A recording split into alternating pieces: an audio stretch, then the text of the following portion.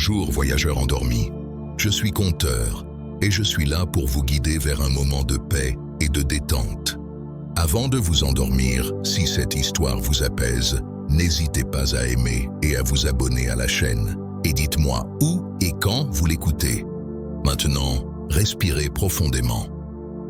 Installez-vous confortablement et détendez-vous.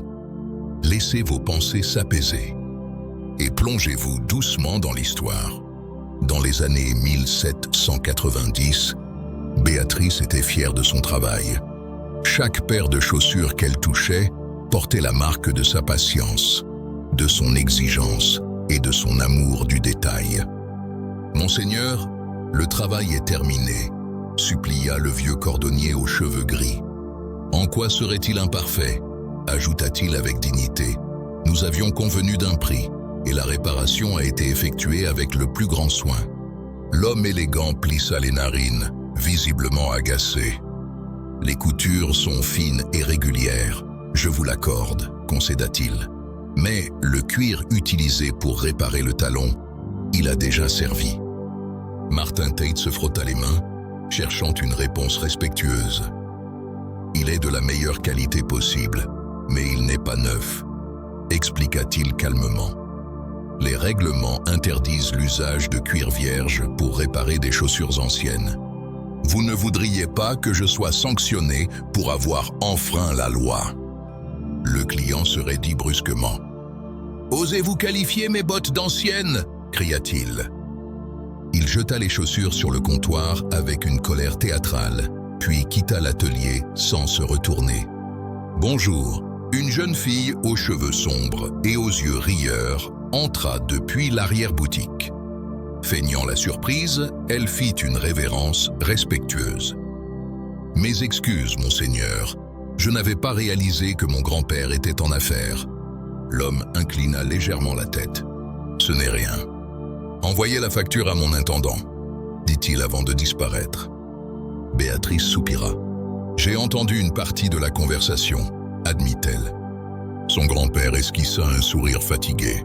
« Il n'a trouvé aucun défaut à ton travail. Il a même loué la qualité de tes coutures. Mais il ne souhaitait tout simplement pas payer. » Béatrice pinça les lèvres, partagée entre la fierté et l'agacement. « Les temps changent, » murmura Martin. « Les gens préfèrent acheter du neuf plutôt que réparer. » Pourtant, Béatrice rêvait d'autre chose. Depuis des mois, elle confectionnait en secret de petites chaussures parfaites, des modèles miniatures, élégants, audacieux, témoins silencieux de son talent. Elle voulait créer, assembler, imaginer. Ce jour-là, elle avait osé franchir une frontière invisible. Dans une grande salle baignée de lumière, décorée d'armoiries anciennes, un maître artisan examina longuement l'un de ses modèles. « Votre travail est remarquable », déclara-t-il enfin. Délicat, précis, audacieux. Le cœur de Béatrice battait trop fort. Mais quelques jours plus tard, la réponse arriva. Une lettre officielle, polie, définitive. La corporation la remerciait de son intérêt, mais refusait sa demande d'apprentissage. Ses épaules s'affaissèrent. Le soir même, elle descendit à l'atelier. Son grand-père travaillait sur une vieille paire de bottes, concentré. « Peut-être l'an prochain, » dit-il doucement. « Créer et réparer sont deux formes d'art. » Elle sourit avec courage. « Tu as raison. Montre-moi comment leur redonner vie. » Le lendemain, lorsqu'elle retourna récupérer ses échantillons, son cœur se serra. Une paire manquait, la plus belle, celle aux couleurs du coucher de soleil. « Puis-je parler au responsable ?» demanda-t-elle d'une voix ferme. Un homme à la moustache imposante s'approcha. « Je suis Maître Griffith. En quoi puis-je vous aider ?»« Une paire de chaussures a disparu de mon panier, » répondit Béatrice. Il fronça les sourcils. « Venez dans mon bureau. » Là, sous ses yeux, se trouvait la paire manquante, rangée dans le panier d'un autre candidat. « Comment prouvez-vous qu'il s'agit de votre travail ?» demanda-t-il calmement. Béatrice respira profondément. « Par ma signature, répondit-elle, cousue dans chaque chaussure droite. Elle retira délicatement la languette. Un petit symbole brodé apparaissait, une abeille minuscule, discrète et élégante. Maître Griffith hocha la tête. « Je vois. » Un instant plus tard, la vérité éclata. « Félicitations, mademoiselle Tate », déclara-t-il enfin en lui tendant la main. « Bienvenue parmi les apprentis. Votre talent mérite d'être reconnu. » Béatrice sentit son monde basculer, cette fois dans la bonne direction. Béatrice resta un long moment immobile, la main encore suspendue dans le vide après la poignée de main de Maître Griffith. Le bureau semblait soudain trop petit pour contenir ce qui venait de se produire. Des années de silence, de patience, de travail caché, et enfin, une porte venait de s'ouvrir. « Vous commencerez lundi », déclara Maître Griffith avec calme. « Les règles vous seront expliquées. Le travail sera exigeant. » Béatrice hocha la tête, incapable de parler. « Et une chose encore, » ajouta-t-il. « Votre signature, cette petite abeille cousue dans le cuir, c'est une idée remarquable. N'oubliez jamais, un artisan laisse toujours une part de lui-même dans son œuvre. » Elle quitta le bâtiment en tenant son panier contre elle, le cœur battant si fort qu'elle avait l'impression que toute la ville pouvait l'entendre. Le soleil baignait la rue d'une lumière dorée. Londres lui paraissait différente, comme si les pavés eux-mêmes reconnaissaient enfin sa place. Le retour à l'atelier. Lorsque Béatrice poussa la porte de l'atelier familial, l'odeur du cuir et de la cire l'enveloppa aussitôt. Son grand-père leva la tête. « Te voilà revenu plus vite que prévu. » Elle posa le panier sur l'établi.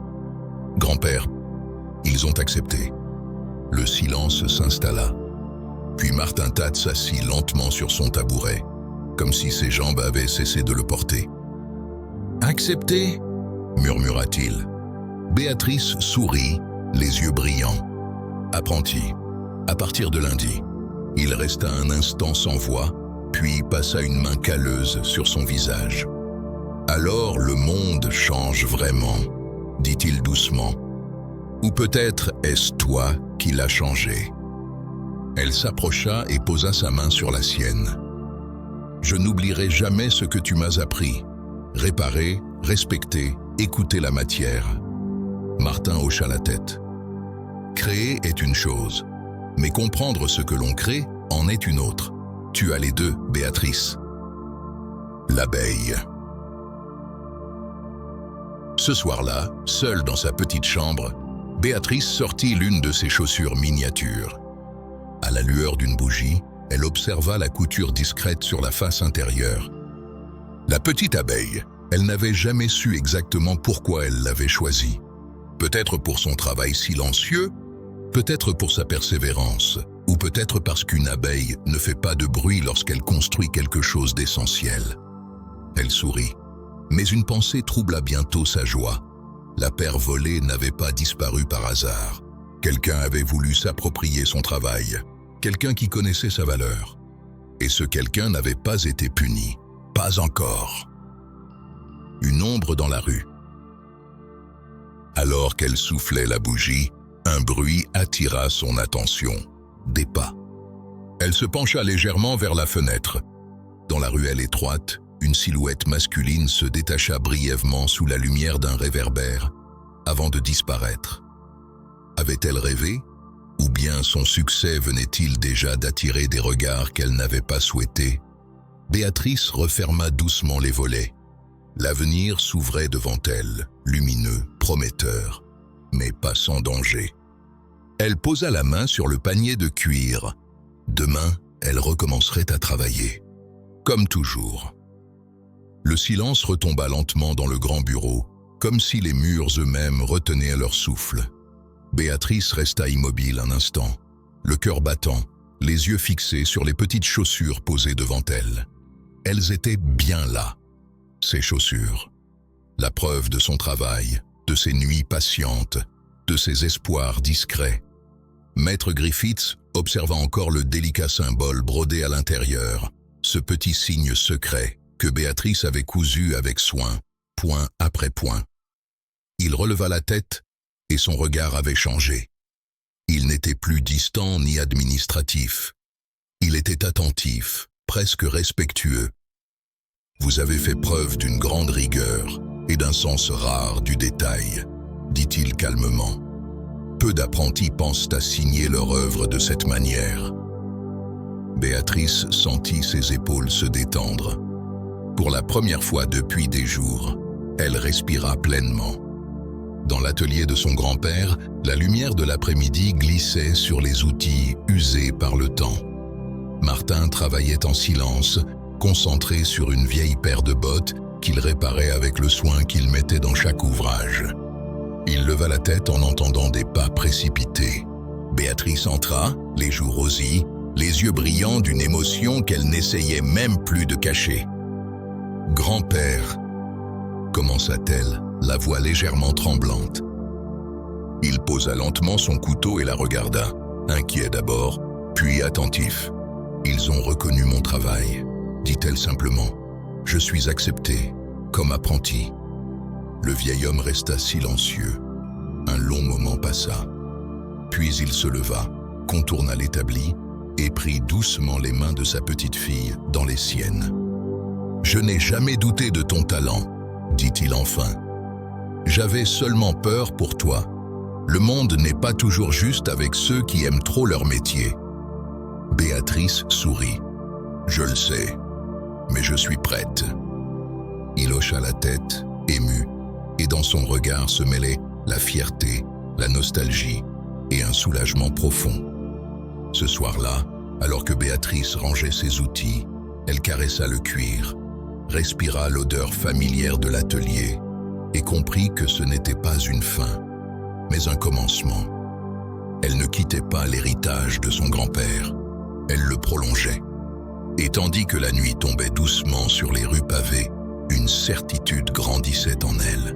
Ses chaussures l'amèneraient plus loin qu'elle n'aurait jamais osé l'imaginer. Mais chaque pas vers l'avenir porte aussi son lot d'épreuves. Et le véritable chemin de Béatrice ne faisait que commencer. Le lendemain matin, Béatrice se leva avant l'aube. La ville dormait encore, enveloppée d'un silence doux, seulement troublé par le claquement lointain d'un sabot sur les pavés.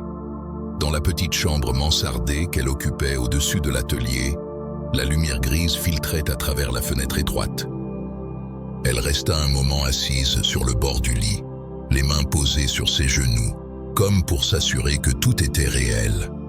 Elle était apprentie. Dans l'atelier, Martin avait déjà allumé la lampe à huile. Il n'avait presque pas dormi. Toute la nuit, ses pensées étaient revenues sur les années passées, sur les occasions manquées, sur les règles injustes qu'il avait empêché de créer librement. Lorsque Béatrice descendit l'escalier, il leva les yeux et sourit. « Tu es prête pour ton premier vrai jour ?» demanda-t-il doucement. Elle acquiesça. Plus que jamais, ils travaillèrent côte à côte pendant plusieurs heures, sans beaucoup parler. Martin lui montra comment choisir une pièce de cuir non seulement pour sa solidité, mais pour ce qu'elle promettait de devenir. Béatrice observait chaque geste, consciente que ces moments-là étaient précieux. En fin de matinée, elle enfila son manteau et prit le panier qui contenait ses outils d'apprenti. « Je passerai d'abord à la halle, puis à l'atelier de la guilde », expliqua-t-elle. Martin hocha la tête.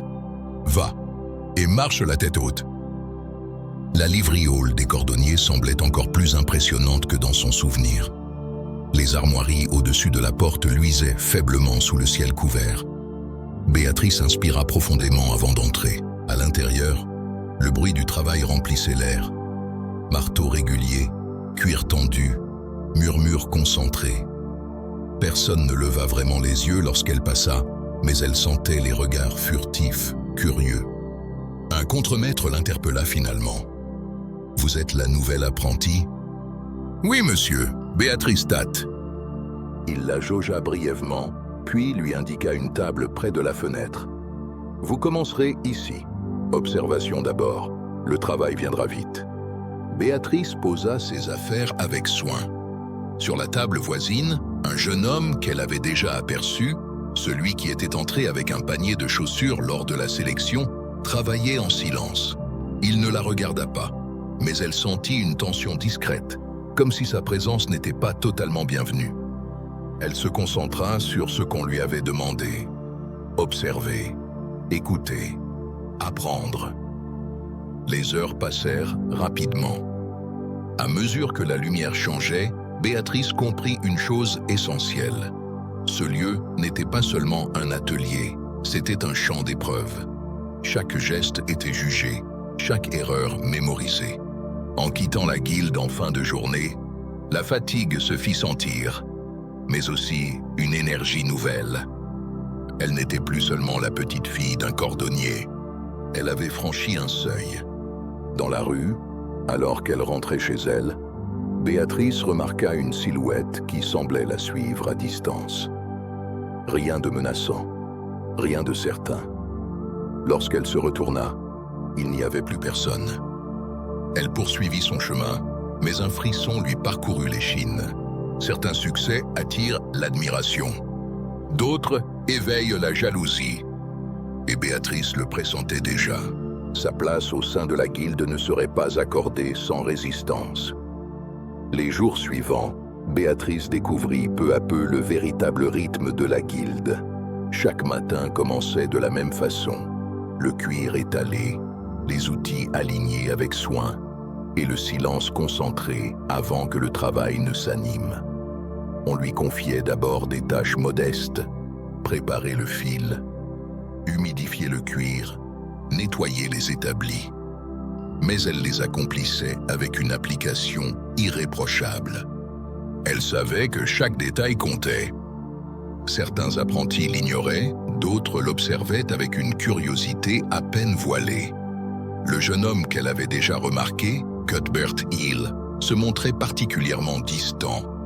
Il parlait peu, mais son regard s'attardait souvent sur son travail, comme s'il cherchait la moindre faille.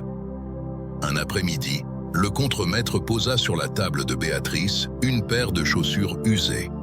Réparation simple, talons et couture intérieure, rien de plus. Son cœur battit plus vite. C'était la première fois qu'on lui confiait un travail visible. Elle prit son temps, mesurant chaque point, choisissant le cuir avec attention.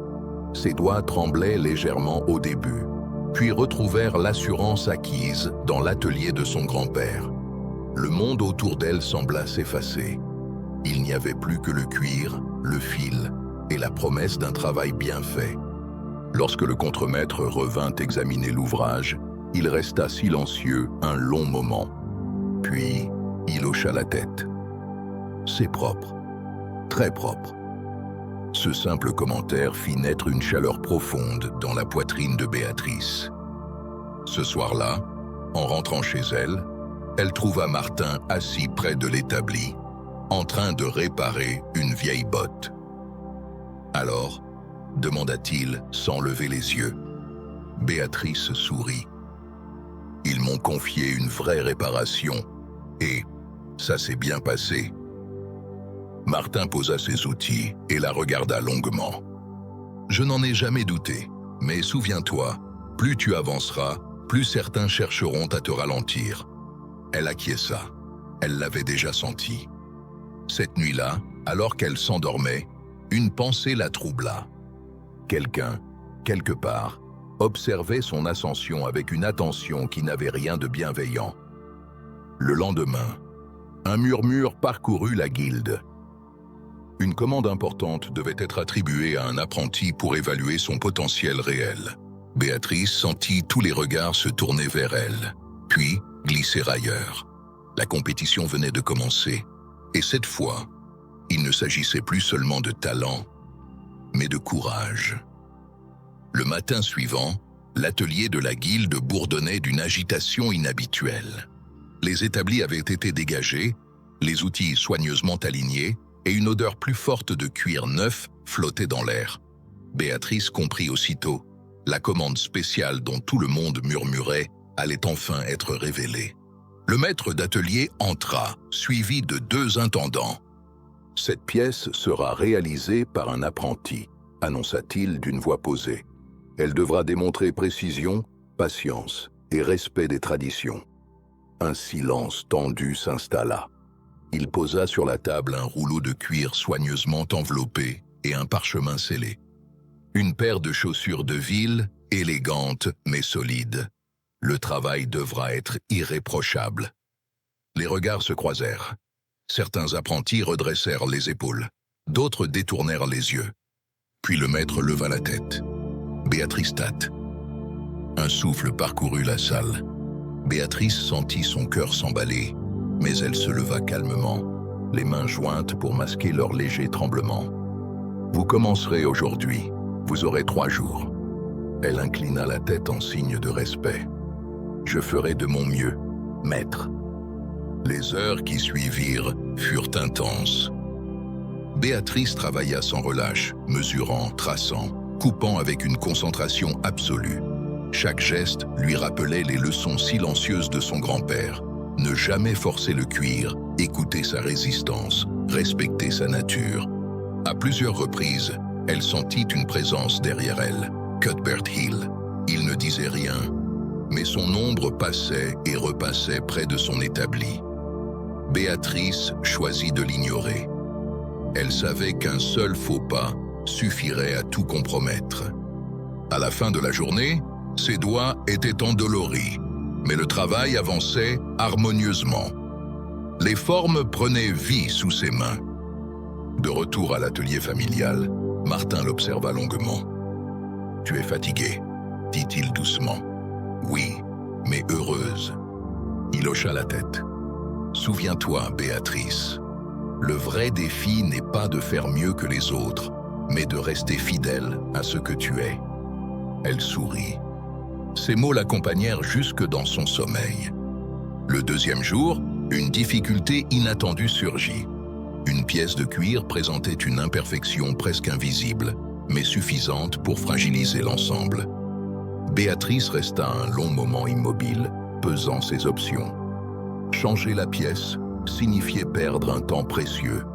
La conserver signifiait prendre un risque. Elle ferma les yeux, respira profondément et recommença depuis le début. Lorsque le maître d'atelier passa derrière elle, il observa le cuir écarté, puis le travail reprit. Il ne dit rien, mais son regard en disait long. Au soir du 3e jour, la paire était terminée. Simple, élégante, solide. Béatrice recula d'un pas, le cœur battant, consciente d'avoir donné tout ce qu'elle pouvait. Derrière elle, une voix brisa le silence. « Tu as fait un choix difficile et juste. » Elle se retourna. Le maître d'atelier la regardait avec un léger sourire. « Demain, nous jugerons le résultat. » Béatrice inclina la tête, partagée entre l'espoir et l'appréhension. Car elle le sentait désormais. Quoi qu'il arrive, plus rien ne serait comme avant. Le lendemain matin, la salle d'examen de la guilde était silencieuse comme une église. Les apprentis se tenaient droits, alignés derrière leurs établis. Chacun avait disposé son travail devant lui, espérant que les maîtres verraient l'effort plutôt que les failles. Béatrice sentit son pouls battre dans ses tempes. Sa paire de chaussures reposait devant elle, sobrement éclairée par la lumière pâle, entrant par les hautes fenêtres. Elle n'y voyait plus seulement du cuir et des coutures, mais 3 jours de doute, de choix difficiles et de nuits trop courtes. Les maîtres entrèrent un à un. Leurs pas résonnaient sur le sol de pierre, tandis qu'ils s'arrêtaient devant chaque ouvrage, échangeant parfois quelques mots à voix basse, parfois un simple regard. Quand ils arrivèrent devant Béatrice, le temps sembla se figer. Le maître principal prit délicatement une chaussure, la retourna, testa la souplesse, observa les coutures, puis posa un doigt sur la semelle. « Solide », murmura-t-il. Un autre hocha la tête, et équilibré. Béatrice resta immobile, les mains jointes, retenant son souffle. Enfin, le maître releva les yeux. « Explique-nous ton choix », dit-il calmement. « Pourquoi avoir recommencé ton travail alors que le temps te manquait ?» Elle inspira profondément. « Parce qu'un défaut invisible aujourd'hui devient une faiblesse évidente demain, et parce que je préfère perdre du temps que perdre l'honneur de mon travail. » Un silence suivit. Puis, À la surprise de tous, le maître esquissa un sourire. Les apprentis furent ensuite renvoyés, un par un, pendant que les maîtres délibéraient. Dans la cour, Béatrice retrouva l'air frais avec soulagement.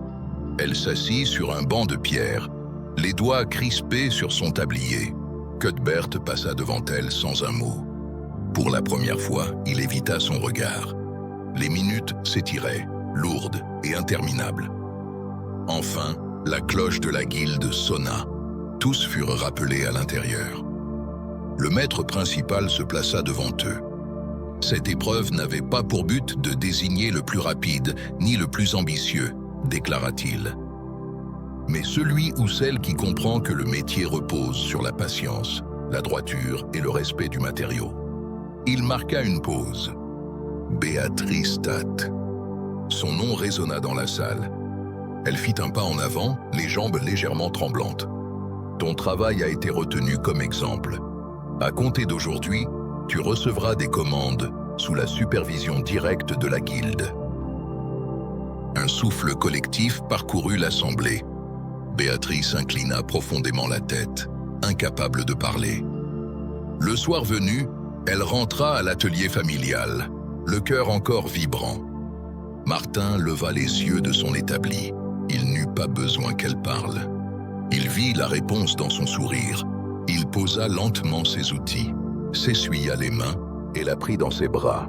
« Je savais que tu trouverais ta voie », dit-il simplement. Béatrice ferma les yeux. Pour la première fois, elle ne rêvait plus seulement d'avenir. Elle était déjà en train de le construire. Et pourtant, au fond d'elle, une certitude grandissait. Ce n'était que le début. Les jours suivants s'écoulèrent dans un calme studieux.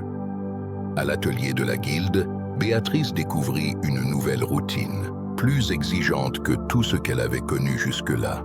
Chaque matin, elle arrivait avant les autres apprentis, allumait la lampe à huile et préparait son espace de travail avec un soin presque cérémonieux.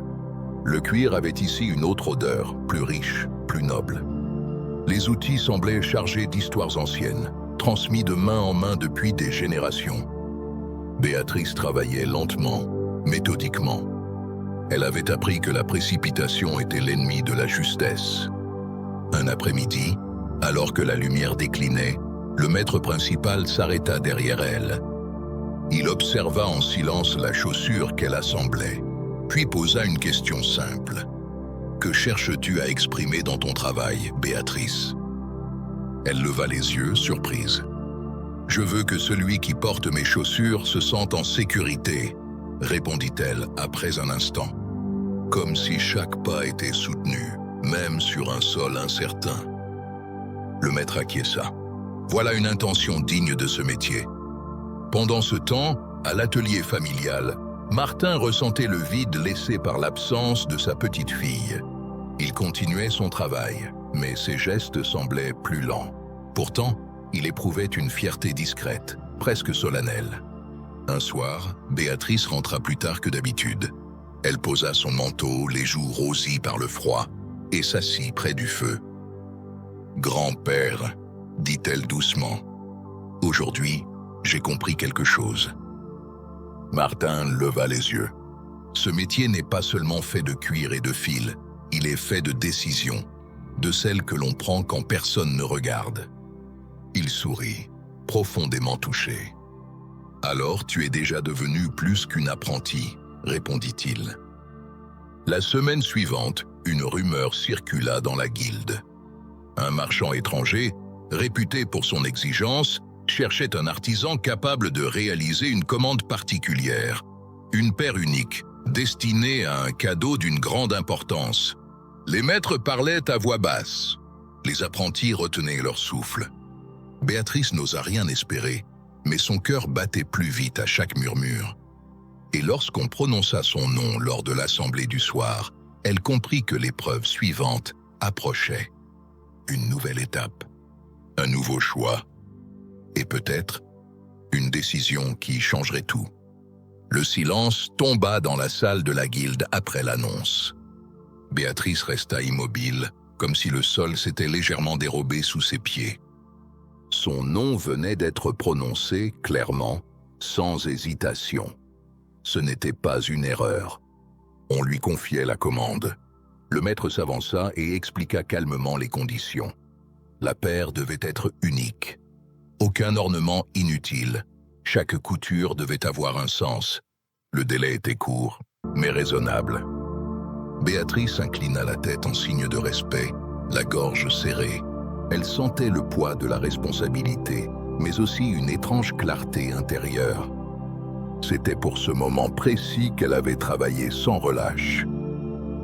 Les jours suivants, elle se plongea entièrement dans la création. Elle choisit le cuir avec une attention presque méditative, passant ses doigts sur chaque surface, attentive à la souplesse, à la résistance, au grain. Puis vinrent les croquis, simples mais précis, tracés à la lumière du matin. Chaque soir, elle rentrait chez son grand-père, fatiguée mais étrangement apaisée. Martin la regardait travailler en silence, sans poser de questions. Il savait que certaines choses ne devaient pas être interrompues. Une nuit, alors que la pluie tambourinait doucement contre les vitres, Béatrice s'arrêta net, l'aiguille suspendue entre ses doigts. Un doute venait de naître. Était-elle en train de créer ce que l'on attendait d'elle, ou ce qu'elle croyait juste? Elle posa l'outil, ferma les yeux et respira profondément. Puis elle défit calmement plusieurs coutures et recommença, plus lentement, plus honnêtement. Le jour de la présentation arriva. La paire reposait sur un simple linge clair, sans mise en scène. Quand le marchand entra, la pièce sembla se figer. Il observa longuement, ne disant mot. Puis il prit une chaussure, la retourna, passa le pouce sur la couture intérieure et sourit. « On sent la main de quelqu'un qui respecte celui qui marchera », dit-il enfin. Béatrice sentit ses épaules se détendre pour la première fois depuis des jours. La commande fut acceptée, mais plus encore que cela, un regard fut échangé entre les maîtres. Un regard qui disait « Elle est prête ». Ce soir-là, en rentrant chez elle, Béatrice leva les yeux vers le ciel assombri. Elle comprit que ce n'était que le début. Chaque pas qu'elle ferait désormais la mènerait plus loin que l'atelier, plus loin que la guilde, vers quelque chose qu'elle n'osait pas encore nommer. Le lendemain matin, Béatrice se leva avant l'aube. La ville dormait encore, enveloppée dans une brume légère, et le silence avait quelque chose de solennel. Elle aimait cette heure où tout semblait possible, avant que le monde ne réclame quoi que ce soit. Dans l'atelier, la paire livrée la veille n'était plus là, mais son absence ne la laissait pas vide. Au contraire, une nouvelle énergie vibrait en elle. Pour la première fois, elle ne travaillait pas pour prouver. Elle travaillait pour devenir. À la guilde, les regards avaient changé. On ne la présentait plus comme la petite fille du cordonnier, mais comme l'apprentie prometteuse. Certains maîtres l'observaient avec curiosité, d'autres avec une réserve prudente. Béatrice sentait cette tension, mais elle ne s'y attardait pas. Elle avait compris une chose essentielle. Le travail honnête finit toujours par parler plus fort que les mots. Ce jour-là, on lui confia une tâche différente. Pas une commande prestigieuse, pas un objet destiné à impressionner. Une simple réparation destinée à quelqu'un qui marchait beaucoup et difficilement. Fais comme si c'était pour toi, lui dit-on. Béatrice hocha la tête. Elle s'appliqua avec le même soin que pour une pièce d'exception, car elle savait désormais que la vraie valeur d'un artisan se révèle dans ce qui ne sera jamais exposé. En fin d'après-midi, alors qu'elle rangeait ses outils, un message l'attendait. Une invitation, discrète, sans sceau officiel. On lui proposait d'assister en simple observatrice à une réunion où se décidaient les orientations futures de la guilde. Elle relut le billet 2 fois. Ce n'était pas encore une place à la table, mais c'était une porte entr'ouverte. En quittant la salle, Béatrice sentit le poids de la journée retomber doucement. Elle sourit. Chaque étape la rapprochait d'un avenir qu'elle construisait elle-même, point par point, couture par couture. Et quelque part, sans qu'elle le sache encore, une décision prise ce soir-là allait bientôt bouleverser son parcours.